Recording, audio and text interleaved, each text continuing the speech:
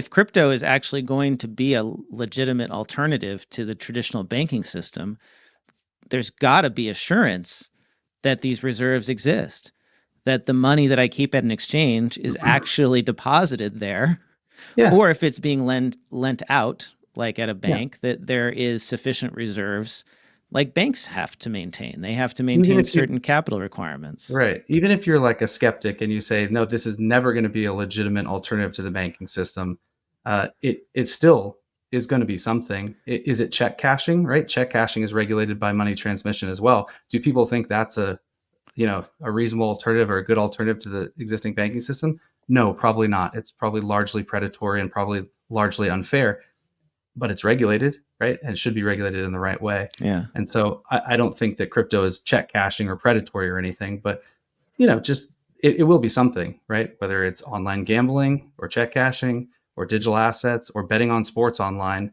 these are ways that people are transacting value online.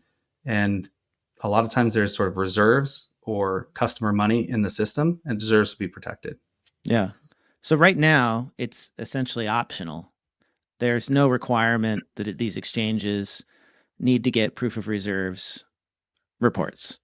There's a few things moving. So Texas was the first to create a proof of reserves law and called as such, and it's specific to exchanges that operate in Texas.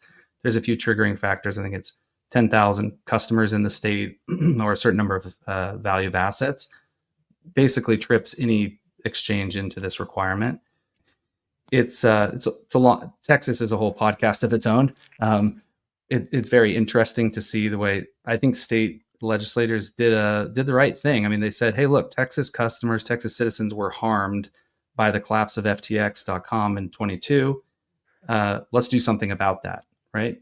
They looked to proof of reserves. They saw that this was something that could be done. They said, "We should do that, and let's put a CPA stamp on it."